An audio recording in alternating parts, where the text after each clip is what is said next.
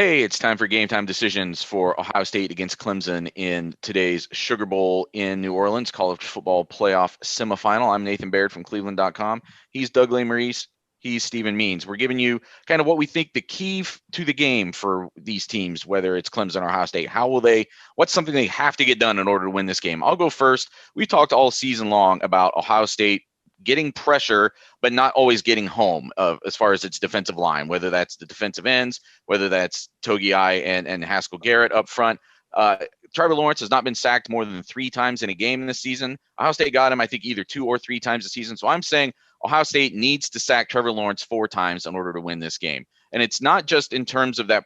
I think the pressure has to be there. The pressure can still be disruptive, even if it's not getting home. But this is a really good Clemson offense, a multifaceted Clemson offense. At some point, Ohio State has to actually get home and take Clemson off schedule. You have to start making them work with longer yards to get, with possessions that get thrown off of where they're supposed to be at that point, force them into, kind of make them react to you and force them into some situations they don't want to be in. I think if Ohio State can do that multiple times throughout a game, I think it starts to add up and it gives them a better chance to win. I think if they aren't getting home to Trevor Lawrence, even if they're forcing incompletions or the occasional, rush decision, that doesn't make the same impact. This offense can bounce back from that pretty quickly.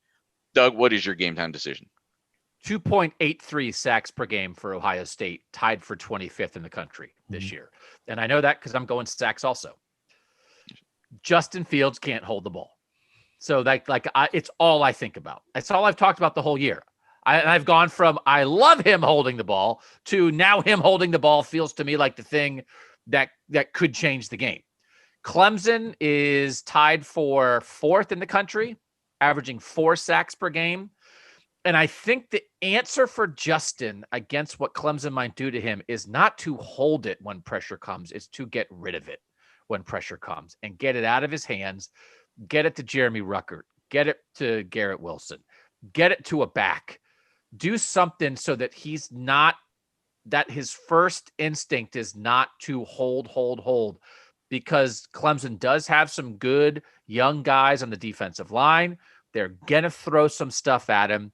And I think if his instinct when he sees something that he's not exactly certain of is to hold and I'm going to run around and evade this and make a huge play, I think that might not serve him well in this game because it has not served him that well the last couple big games. But if his reaction is like, oh, here they come, here's my little quick hot route to Garrett Wilson, now I think they're going to have something. So I guess I'll put a sack number on it, but Clemson's averaging 4. That's the most he can be sacked. If Justin gets sacked 5 times, I think that's it. I think that's the number that's too high. 4 is being iffy, but it's more about the decision-making and get rid of it versus hold on to it. So I'm curious to see how he reacts in the moment because certainly that's what Clemson does. Nathan, you wrote about the sign stealing this week. Brent Venables is going to know a lot of times, the defensive coordinator for Clemson, what Ohio State's going to try to do. And then Justin's going to have to know right away what Brent Venables is doing to him and do something about it, not just hold it. And the problem for Fields recently has been, it's not just that he's getting rushed into an incompletion or whatever. It's resulted in turnovers. Happened against Indiana, happened a little bit against Northwestern too. And Clemson can obviously take advantage of those. Stephen, what is your game time decision? Yeah, 2 things before I give mine. One, Doug, it's been interesting to watch your, progression through with Justin Fields holding the ball change over the last 24 months from let him do what he needs to do to Justin, do what Ryan Day tells you to do. It's that, but also if Justin Clemson sacks teams more, it's one more sack than what Ohio State allows a game. So really by both of your guys' logic, if Ohio State just does what it normally does and Justin gets sacked 3 times, they should be fine. But mine isn't really a number related, but it can be.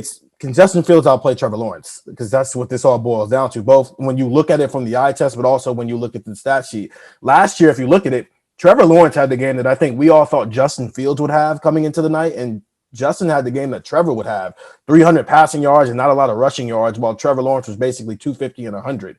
And it was the polar opposite. But what this boils down to is I can't wait till 30 years from now when they get to talk about this rivalry because he's not going to say anything honest about it now. But let's be honest here. Trevor Lawrence was literally 100th of a point rated higher than Justin Fields. They're 2 of the 4 highest rated quarterbacks of all time, along with Vince Young and Quinn Ewers, who's committed to Ohio State. These are 2 of the best programs in the country. And Trevor has something over him right now. He's not going to win the Heisman over Trevor this year, and he's probably not going to be the number one pick over Trevor this year. But he can get this game, just like he got that 7-on-7 matchup in the opening a couple of years ago. Just like he got the Mr. Football over him in high school, he can get those things over him. This is his last chance to get something over Trevor Lawrence, and it's, can I get a win, but also, can I outplay the guy that has constantly been the one person everybody says is better than me? So that's what it boils down to. It's the Ohio State Clemson thing that's been going on for a year. All that matters, but there's an extra incentive for Justin Fields, and it's Trevor Lawrence. That's why it means that much more to Justin Fields, whether he'll actually talk about it or not. So it boils down to that. All the things you guys just named, but also, can he just outplay Trevor Lawrence? Last chance for Justin until the Jaguars play the Panthers in the NFL in a couple of years. And head to head again. Yeah. You mean in the Super Bowl, right? Yeah. I mean, then it restarts. Not crazy. Not crazy.